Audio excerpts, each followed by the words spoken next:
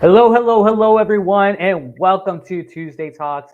I am your Freedom Jedi, JP Atkins, and I am here today with two of the most amazing guys I know. Really, like, truly, I might fuck around with them all the time. I might, tell when I'm marrying them later. Who knows? But they are really true of the most authentic and beautiful people. First one is Coach Teryl, and otherwise known as Coach T or Terrell, whichever way I say it today. No, kidding. Um, and we also have the amazing Sam with us today, coming at us from the West Coast. Woo! Yay! So we are all the facilitators of the new Heal Mastermind, and we thought we'd come together for once and have a conversation with you guys about some of the toxicity that is in the queer community and in our churches and how they may overlap, right? And how to really start clearing out some of that toxicity. So I'm actually going to start it out with Sam. Sam, how are you doing tonight? I'm doing well. Good to be here. Thanks for having me. Conversation's long overdue, so I'm grateful to be a part of it. Me too. Me too. And Terrell, what are you up to this evening? He muted himself. That's so funny. All right, there we are. We're back. We can hear What? you now. You do me dirty, Jesse. You do me dirty. But anyways, tonight, just hanging with you guys. I mean, then after that, I'm going to bed. Yeah. Uh, So Hey, I will say that I had one beer left. I had one beer. I'm not even going to show what kind, and I will be drinking it tonight during this broadcast. Um, it's been in my fridge for 2 months, and it looked really good today, and it's tasting pretty damn tasty. So I apologize in advance for anyone who may be triggered by that. But literally, I had a 6 pack 2 months ago, and this is the last one of the 6 pack. I'm like, tonight is the night with everything that's going on. I thought, yeah, sounds good. no, no judgment. Yeah, No judgment. and you know, plus, if it's only you had it for 2 months and this is the last one, I mean, that's good. Pretty It's good. not like it's your 10th case, but we're not right, all that, But right, you and if well, we're talking about toxicity, and one of the things that's extremely toxic in the queer community is alcoholism, Mm. right? yeah, I think a lot of it is built on the fact that bars were our social spaces, our safe places for so many years. And on top of that, trying to fill in the void oh, of of the queer wound, Yeah. right? Because we have this hole, this thing of acceptance, and we want to numb, and we numb in a lot of ways. So, what has been your experiences with maybe alcoholism or drug use or just numbing in general? What do you think about that? okay, I guess I go. um, well, with my personal experience, in my life, me not person like me not being a person. I talk about other people in my life. I see how, as you mentioned, to fill in that void, you have to fill it with something. And normally, the first thing people will go to is alcohol. It's quick, easy, wine and spirits. Depending on where you are in the world, it could be Rite Aid, Walgreens. It's easily accessible, and I see what it does to people, and I feel like it will amplify all those negative emotions that you're feeling 10 times over, Yeah.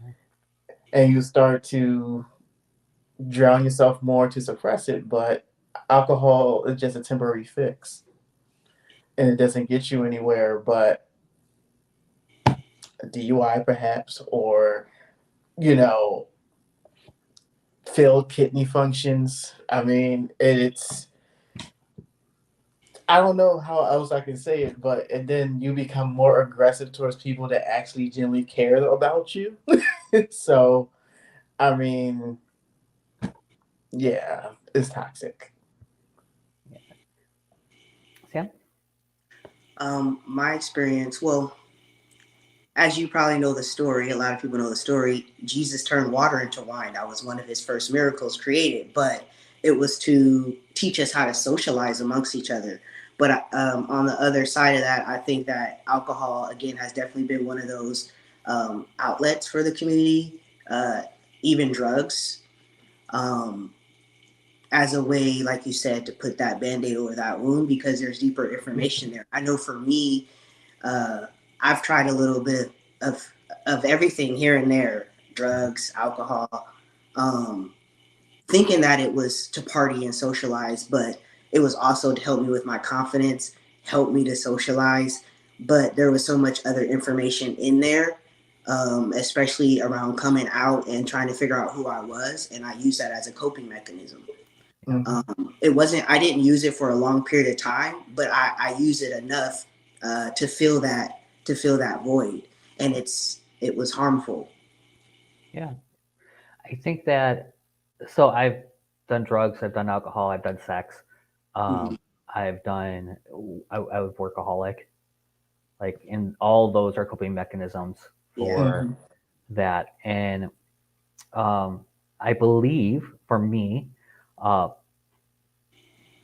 when I got a healthier boundaries, right? When I got healthier boundaries with myself and with my family and with my friends, and when I started saying to myself, look, this is not what your life is looking like. This is what who you're going to be. And when I know who I am, it's not a big deal. I don't drink very often. Like literally, actually, it's funny. I actually drank last weekend too. I'm sorry.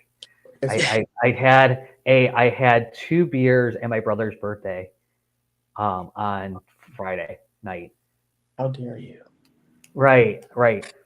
And so the first thing I want to talk about though is that there's nothing wrong here, Right. Mm-hmm. right? We're not doing this as a judgment thing. It's not a judgment thing. If you want to drink all night, go for it. If it's working for you, okay, go. The thing is that I also know that there are things that could possibly work better, Mm-hmm. right? And a lot of the toxicity, again, this is just one of the toxic areas.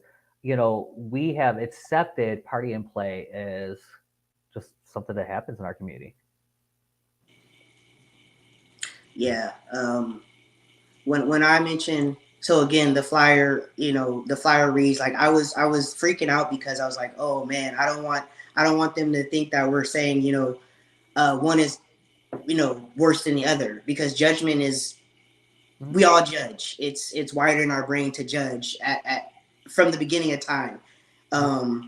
It's normally often like what we see in someone, it triggers us because we're mirrors of each other. So when I speak about the church and the LGBTQ community, both of these communities and spaces, the church is supposed to be inviting. LGBTQ space is supposed to be inviting.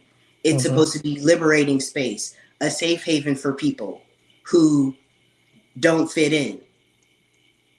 It's supposed to be a rescue, but it's both groups, community, whatever you want to name it, has become the opposite. And I think that we have almost what is it? Exalted is the word that's coming to me, and I know that's not the word I'm looking for.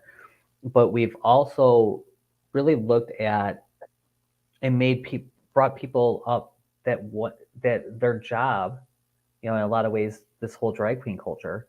Yeah. Again, I love my drag queens. They're fun, they're funny, they're great, and they're amazing. Okay, I am not dissing on my queens. Don't come after me. Don't whip off your wig. I've done it. I've been there. I've done it. Right. But we've gotten this thing where this roast culture is the norm. Right.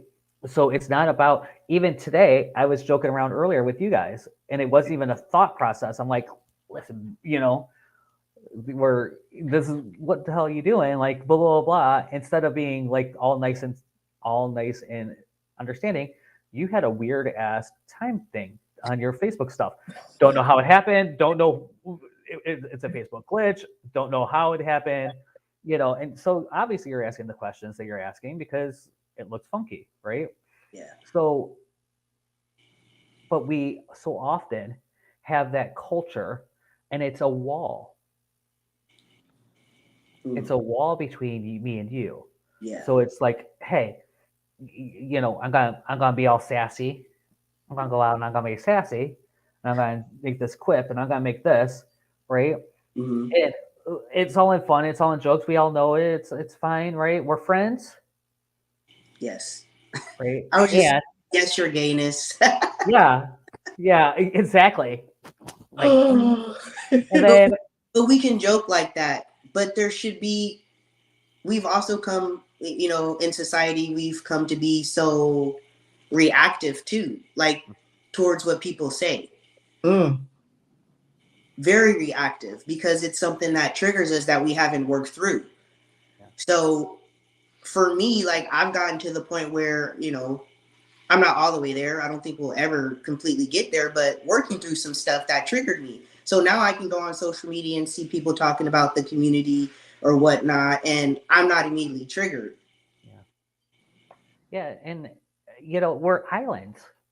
We have Yeah. made ourselves islands, and in all reality, we're social beings. We crave. How many of you can get a blowjob faster than a hug? Oh, that's a good one. Right.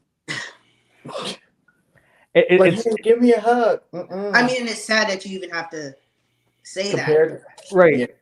Yeah. Yeah, but honestly, I could probably get a blowjob faster than a hug right now.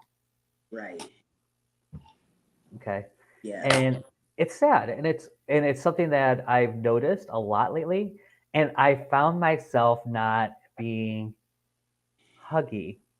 I found myself not being touchy, and not being affectionate to friends. Like, Yeah. it's not just in an intimate situation. Now I become this island of myself, and I don't touch people.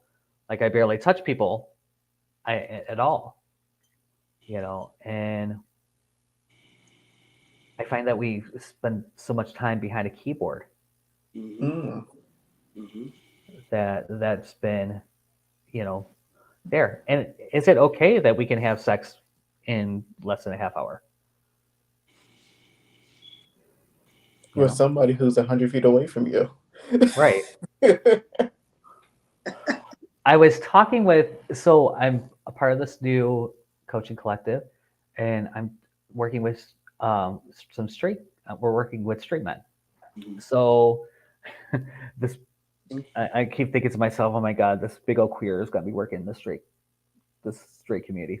Um, and one of the things that came up was how easy it is right now.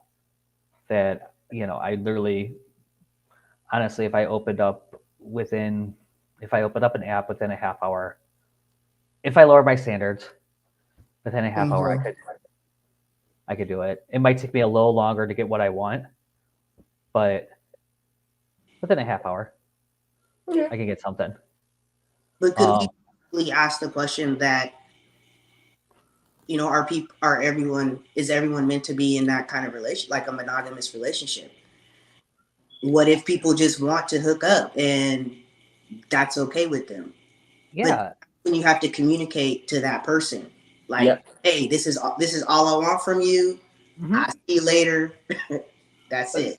But people aren't that honest though. It's Right. like they feel like you have to wear this mask, Mm-hmm. to get what you want, and then if you really like how this other person is, like you will just say whatever just to drag them along, until all right, I'm good. But I thought you wanted this, Yeah. and it's not really the case. Well, we talked about last week that I had this beautiful date.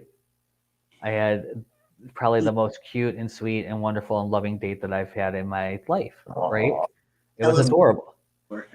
It was adorable. It was like the only thing that was missing is holding hands and skipping. I mean, seriously, it was stupid sweet. And 2 days later, he basically tells me that he doesn't want anything. He doesn't want to date. He doesn't want to, he just wants sex, and then really doesn't want that either. And yeah. So after we've been talking for 3 weeks, conversation prior, like this is all after 3 weeks worth of conversations and getting to know them and like actually doing all the things, right? And then we go on this beautiful date. It was lovely. It was stupid lovely. We never had sex. I was playing Max Rules, and yeah. So did you have judgments about yourself after that? Did it make you feel some kind of way about yourself, about dating? I have been the one to not want a relationship for so long. Mm-hmm. Teryl's going, yeah, bitch. Yeah. You could just say it. You can say it. It's okay. I'm not like that. Yes, you are. It's all right. Oh, wow. But what I found is, and I trust me, I could go on. I'm not right now. I don't really feel like it, but I'll probably be on an app later on this week. Let my heart heal for a couple days, and I'll be on an app. I'll be all right, right?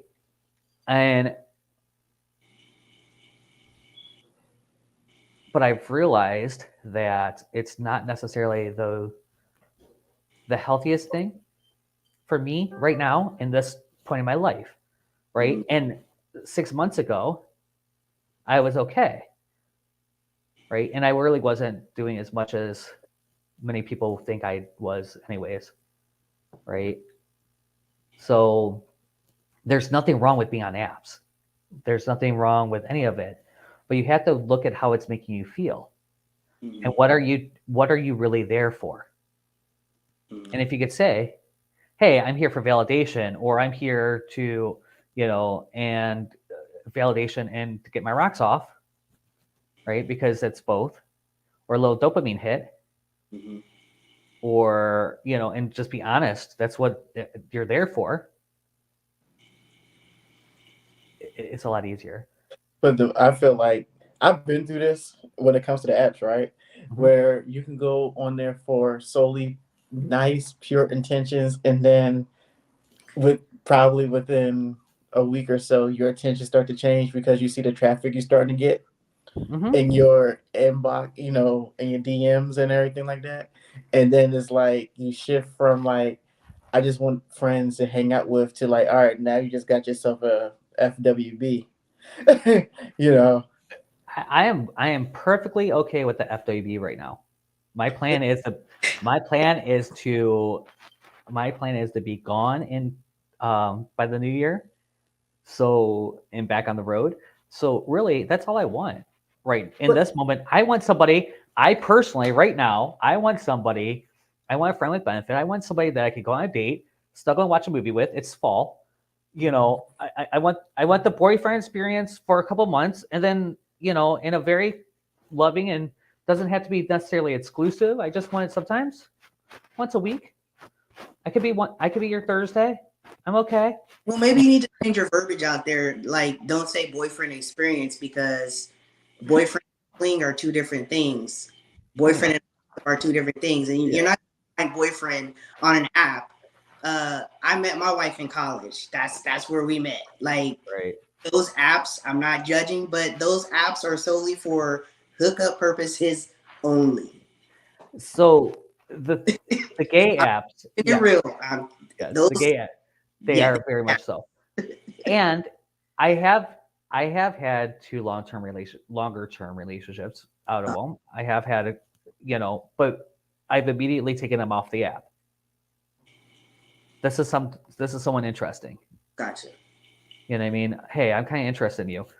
the person I went on a date with, we met on an app and stopped, and I gave him my number. Yeah. And I stopped going on the app. Yeah. And I stopped going on the app Okay. because I wanted to build something. It's out of respect. And right. Mm-hmm. And wow, this was not supposed to be the conversation. Yeah. No. And I was I wasn't even supposed to be here tonight, kids. So, but yeah, the toxicity but it's about allowing ourselves that space, right, into how do I articulate that? Allowing ourselves that space that we don't understand our value. Mm. Right? We're there, and I'm telling you, the apps are there. They are the same. They have the same design as Vegas slot machines. Ooh. That's good. That's a good one. They literally are there. Facebook's the same way. All their social media, and it's to the point. It's not even programmed like that anymore. It's just what the norm is. Yeah. So we got so used to playing roulette and freaking slot machines that we're playing slot machines. And the gay ones are worse than the straight ones. The straight ones, at least you get a game going back and forth. You know, the gay ones, it's just like, oh, you're there. Oh, cool. Hey, you want to play me? Cool. All right, get on your desk. You know, whatever. It's also a step out of reality. Those apps are not realistic. It's almost like you don't even have to meet the person if you don't want to. You don't even have to put a picture on there. You could say whatever it is that you want to say. And then as soon as they say something that's out of pocket, you block them. You don't ever hear from them again. Those apps, I mean, I heard you say you did meet someone, but overall it's just like social media. It's a way to reprogram your thinking. It's a way for you not to be able to socialize and communicate effectively with other people. It's just a way to take away the humanity of it all. So like that's how we're going. Right. How do we flip that switch?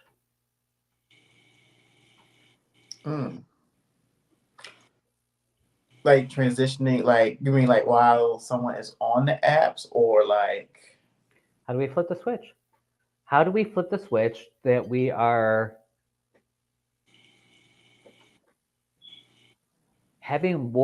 changing the relationship with ourselves and the world and all of it,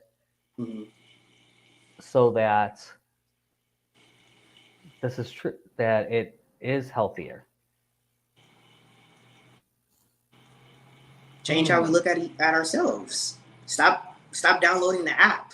That's a start. Get out and socialize. Know who you are first. But in the queer community, let's face it, a lot of the socialization happens in bars. Still. Gay bars, though. So gay bars, right? Yeah. So we've got to look at the history. Like it started with the gay bars, gay men bars. Like lesbians weren't even able to go into gay bars. So there's discrimination in the LGBTQ community, for those who don't know. Huge. There's two prides in Detroit.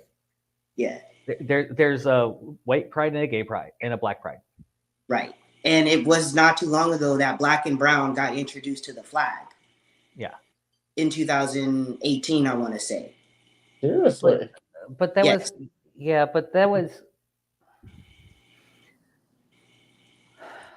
this is a point, and I'm a white boy, so this is there's so many layers to our community. Like I said, we are a group of people we want acceptance, but yet we can't accept our own, or we don't accept the minority groups. Like there's no reason why black and brown should have been included in the flag in 2018. We're in 2022. Black and brown, because the flag was already the flag was already inclusive. And what we've done is we've tried to separate all of our stuff, Mm-hmm. right? And I get it. This is not coming from a place of prejudice and any of that, right? The problem is that we've been prejudiced and we've been biased and we've been all these things, and they feel like they can't be included in the community. They have to stay in their own community. I get it. I get it. I'm not, and I'm a white boy. Okay, I understand that I have a privilege here, that I get to speak from this side of that, Mm-hmm. right? And I'm of a certain age, Yes. right? So a lot of the things that are happening, I think that we are actually hurting ourselves in our community by Mm-hmm. dividing it and insisting on our little micro tag instead of coming together. Right, but before we come together, we still have to have that conversation that may not be comfortable. Right. Right. Um, And because I'm it was never the flag was never inclusive, because again, when you start with the history of the Stonewall riots, it was started by Black trans women. mhm. So the Yes, flag was never inclusive. that created this flag.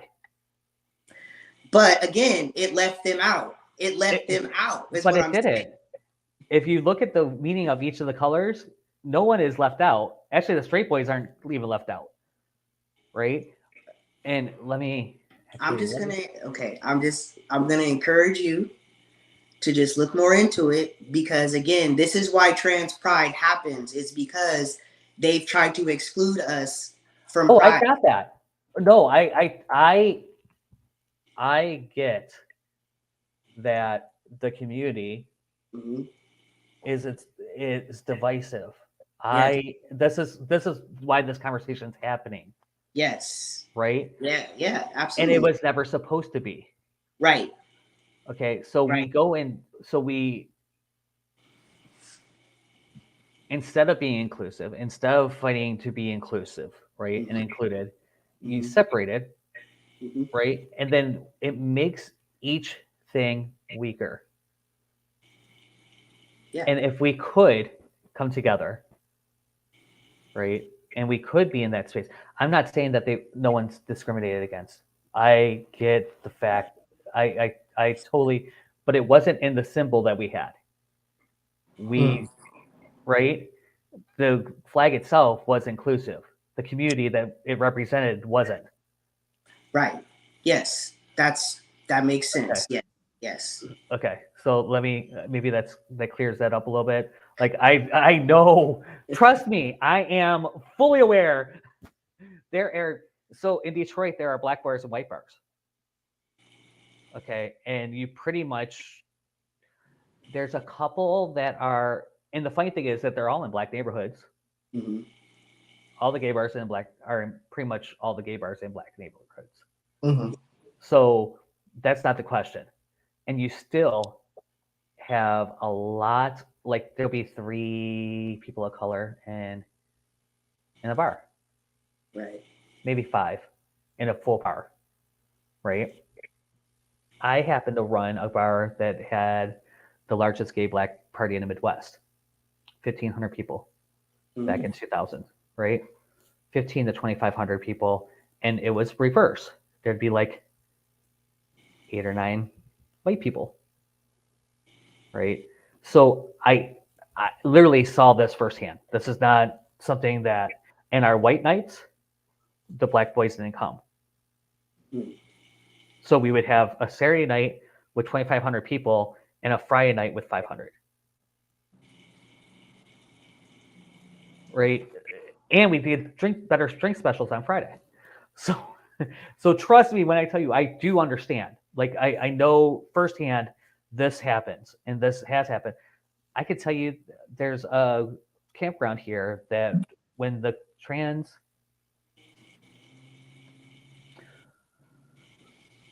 there was an issue with a trans man coming into the campground Mm-hmm. because it's a gay male campground, Yeah. and they decided that they wanted to keep it gay male, although they were trans gay trans man. Yes. Uh-huh. So But the guy's just like, But and see, in so our community, it's like we judge what it means to be gay. We judge what it means to be transgender. Like, who are we to have that much power to say how I can identify and show up?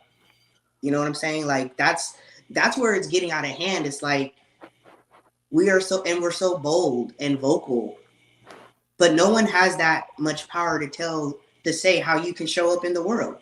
You show up how you want to show up in the world. right. If I want to go to a gay campground, I'm gonna go to a gay campground. Right. So what the whole thing was is that they didn't have bottom surgery, and this is a new campground. I was gonna say that. Yeah. Okay, so they didn't want to see squishy parts, and that was their argument. They don't want to see squishy parts, right? And so, as a gay man, Mm-hmm. I've seen it. Every 7 years a woman falls on my bed. It's kind of a joke. So whatever. It wouldn't necessarily bother me, and I don't think that they would be comfortable. And it's not a forced gay. It's not forced nudity by any means. So you can be nude. You don't have to be nude. A lot of people aren't. A lot of people are. I don't think they would anyways.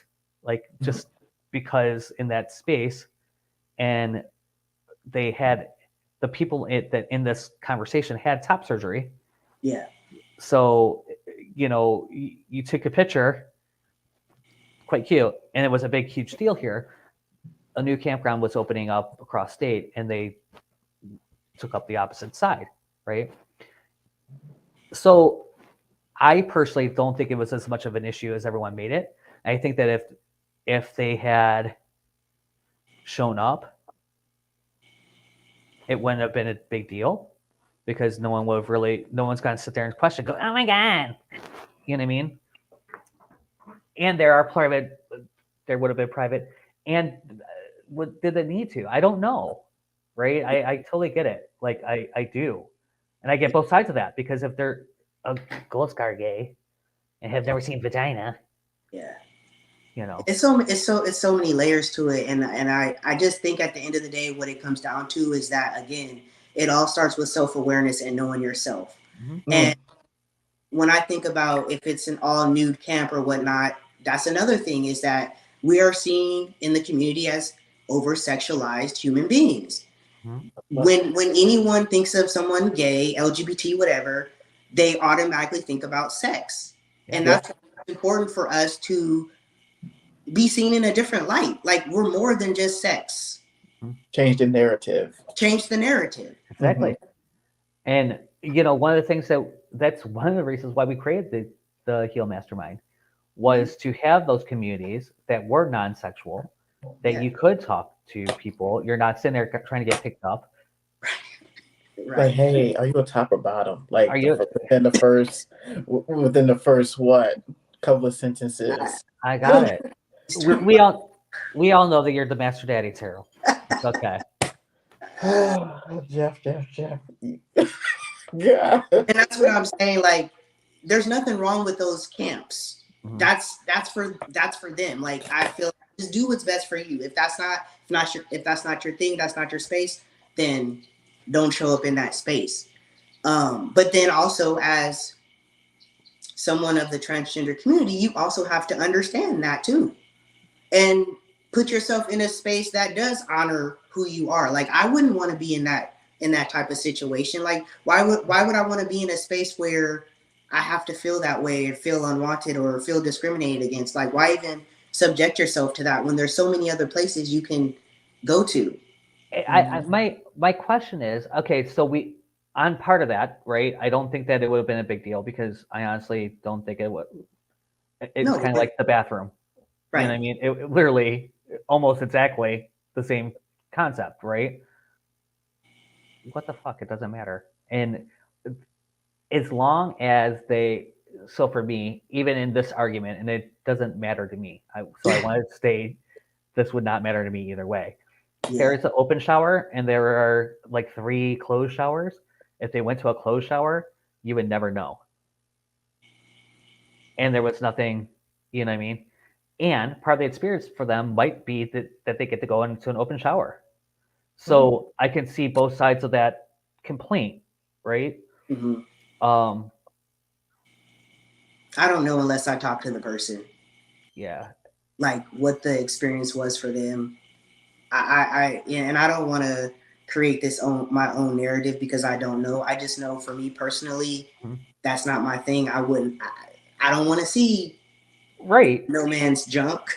right. So You're a straight man, so why would yeah, you? You're a straight trans man. You don't want to be in that. You wouldn't want to be in that room anyways, no, right?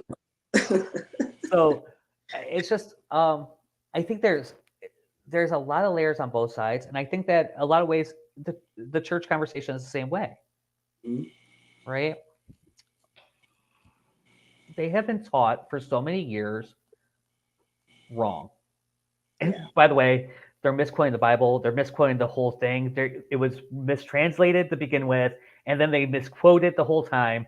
It is horrible, right? And people will pick and choose which scriptures fit them in that one particular moment Yes. and will bash you with it. Mhm. Yeah. Their So own interpretations and all. It happens exactly, all the time. all Mm-hmm. the time. So, and I think we do the same, right? In the community, Yeah. we have to be able to accept that too.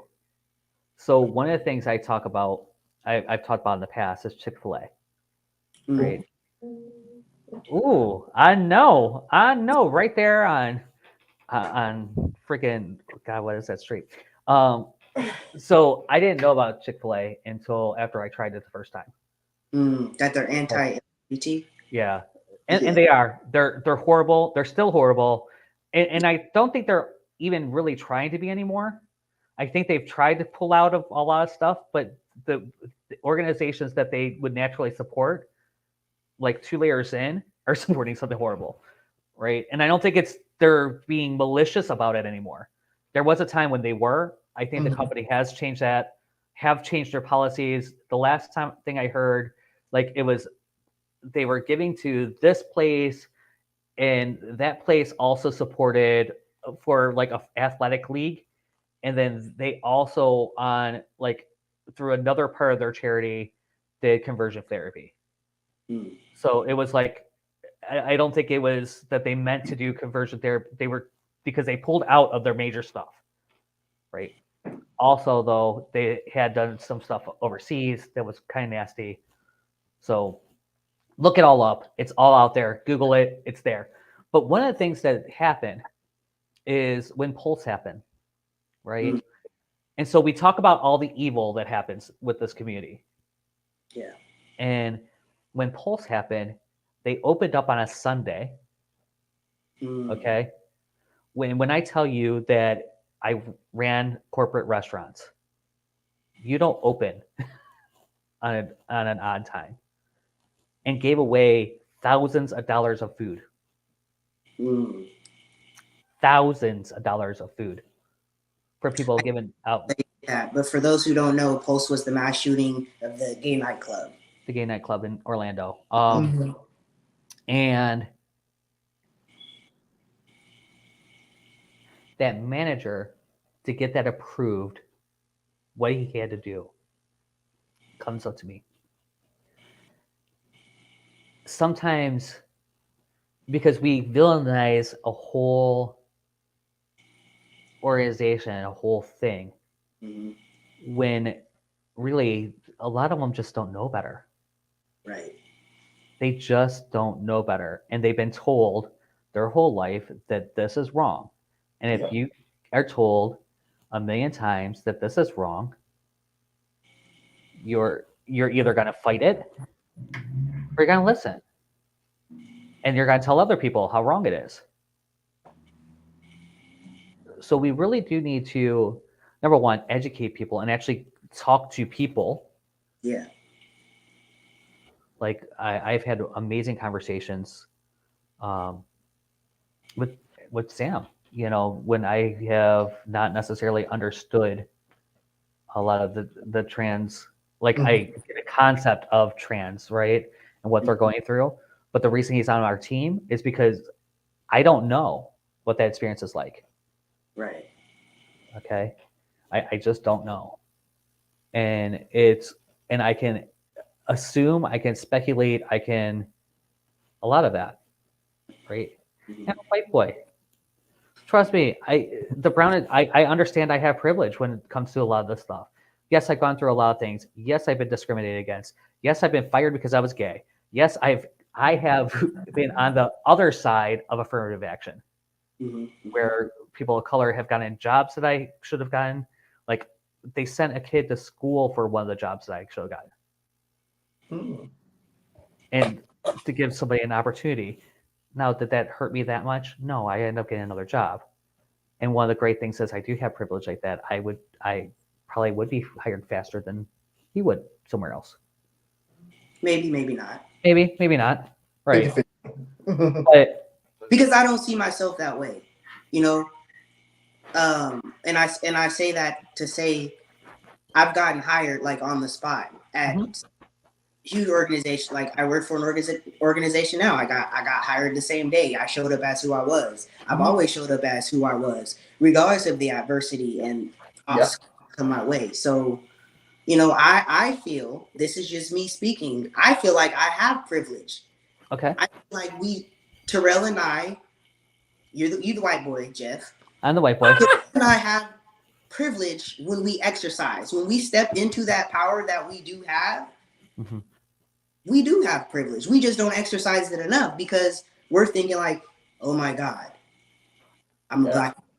They're gonna see me, you know, in a certain light. But when you step into that power and you own that, forget what they gotta say. There you go. It's one of the reasons why you have to know who you are without the labels. Yeah, exactly. And that's why, again, I don't need the LGBTQ. I don't need them to validate me to feel like I'm a part of something. Mhm. Got it. And it's nice when they do. Yeah, it's nice, but I think at the end of the day, the LGBTQ is almost like a gang, like any other type of organization. You know, like during Pride, they try to monopolize off of us because of who's actually running it. Like you have to really get to the root of who's running these organizations. We have joked about that, and You actually know? in Detroit, the Ferndale Pride has a very strict standard of who can sponsor because Yeah. of that. Hmm. And Motor City Pride doesn't have that standard. Right. And you see people that aren't doing things the rest of the year, as opposed to in Ferndale, it's a lot of people that do a lot of stuff year round. One of the major sponsors is a local bank here, Huntington, and they helped build the community center. So like literally donated millions more than once to that Right. community center. Just things.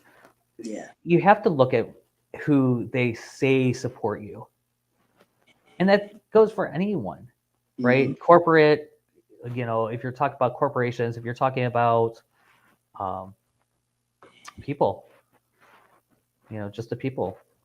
Look Yeah. if they're really supporting you. Look at how they're supporting you. Right. Right. One of our local nightclubs always did a food pantry. A couple of our nightclubs do holiday dinners. Mhm. Oh, nice. Yeah, so for people that don't have families, or when you're sick of your family. Um, by the way, the holiday guide is coming, guys. We're Excited for that. I am too. Sam, actually, I've read what Sam has and the recipe, so we're each writing an article for you, and giving a recipe that we would bring to family dinner, so that you are prepared. I have one, and that's NyQuil. I do want to throw out here. I do want to throw this out before we do end. Yeah. What it all comes down to is individual action Mhm. outside of the groups. You know, because you can't find validation anywhere else. You've got to really know who you are first. So it's going to start with each individual person to move us forward. I mean, that's at the day, that's what's going to take. And some people are going to be on board, and some people aren't. We have to heal our wounds. Yeah. In order to heal the community, we have to heal our wounds first. Yeah. Yeah. It's what our whole program is about. Literally about healing the wounds so that we can heal the community, and we can do it together. Because, you know, yes, you can do it alone, but it's so much harder. I promise you. Ooh, I want to add this. Yes. So to heal oneself, for all those who feel like they're struggling with something, I say share your story and don't be afraid to share your story. Because the more you let it out, you never know who will hear it. And you can help them some way, shape, or form, or vice versa. You never know. You could be going through, everyone goes through similar situations at different times. You just might be that beacon of light that they need. Yeah, and most of the things when I talk about queer wound, honestly, straight people have one too. Yeah. Right? We all have our wounds. You know, just in my experience, there is a certain set that are pretty common. You know, we have the coming out, we have I heard the song, I shared it around. If you guys look at my profile, it's somewhere where it's from I'm sorry? Was it the song by Sam? No, that one was amazing too. Same theme, right? Yeah. Sam Williams, if you guys don't know, that's Hank Williams Jr.'s son. He is like country royalty. The fact that he's gay and out and like one of those people, like, you know what I mean, in the middle of Redneckville, like the worst place you could possibly throw a queer kid. You know, when you see redneck culture, it's based off Hank Williams Jr. So his father is like the father of redneck. Wow. So, and then you have a gay boy, and it's like, oh, holy hell! By the way, I just found out. I saw it got recommended to me. I listened. I'm like, Sam Williams. I wonder what he's doing. And I was like, oh, fuck me. Like, that's crazy. But no, there's one about being 16 and in love, but not being able to show it because you're queer. And how that we have to wait until we come out. Right. And it's a little easier now. Kids are coming out a little bit earlier. So maybe they have a little bit more of the dating experience. And it's a little more accepted in some pockets, not all pockets, not all families accept it. Not, we still have all of the things that I grew up with, just a little bit less, a little bit looser. And the goal of this, really my goal is by the next generation, we don't have these conversations. Yeah. Yeah. And that's why we're having these conversations. So it doesn't trickle down to the next generation, because it's gone on for too long. And like, for me, that wound that I did have around, coming out, that's healed. So, what I've learned, and I hope that this can help someone else, is that I understood that my mom did the best she could. We were all doing the best that we can. And I had to learn her story. Like, how was she raised? She was raised in a church family, church home too. So just imagine what she's listening to. And then her child comes out like, you know what I'm saying? So it all, you have to have that understanding and that compassion and that empathy that it's a process for everyone, and it looks different. Yeah. It does. It took about 2 years for me and my mom to have a close relationship again. Yeah. After I came out. And it was probably 2 more years after that before it was kind of sort of where it is now. Like now I'm going to her house tomorrow to take care of her for 3 days. I took care of her for 5 years. She moved in with me and my ex. It's like, okay, whatever. But, it took years to get that space. Yeah. Yeah. But it can happen. It just takes both parties have to be patient, like really patient, Open-minded. open-minded. Yeah, that's a huge one too.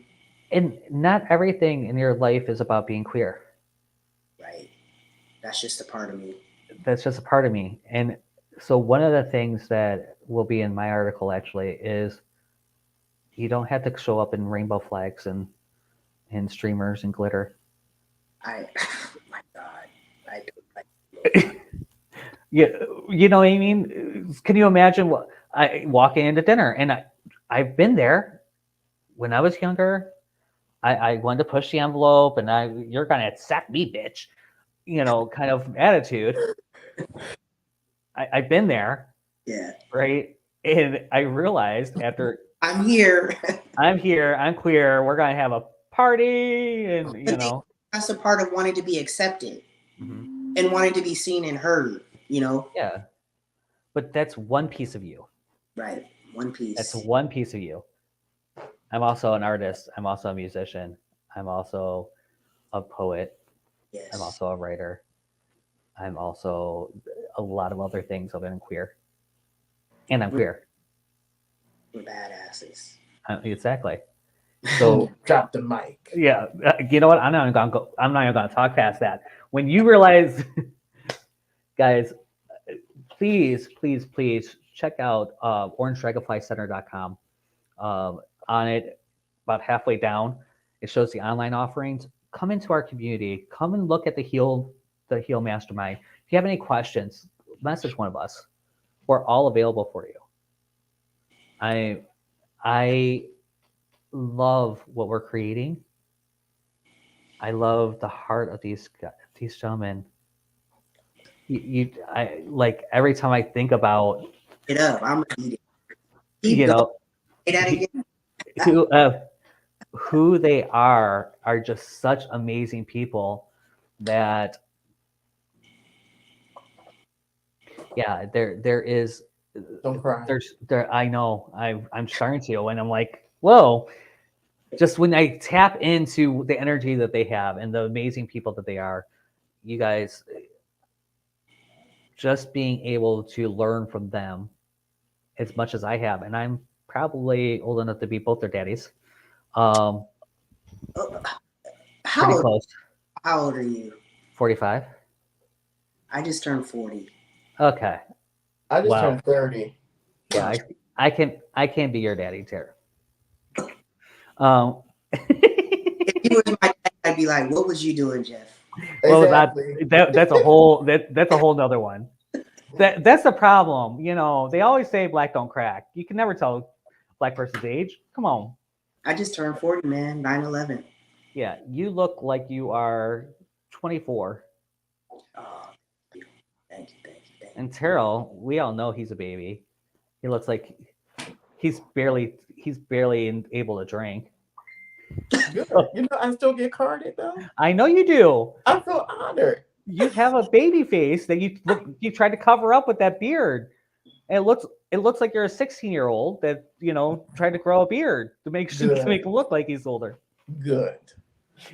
So I'm just glad that we're having these conversations. They're necessary. We're queer and we are ready to heal. We are ready to heal. So check out orangedragonflycenter.com. Know that you are loved. And right in the middle. We will. My mom is literally calling me right now.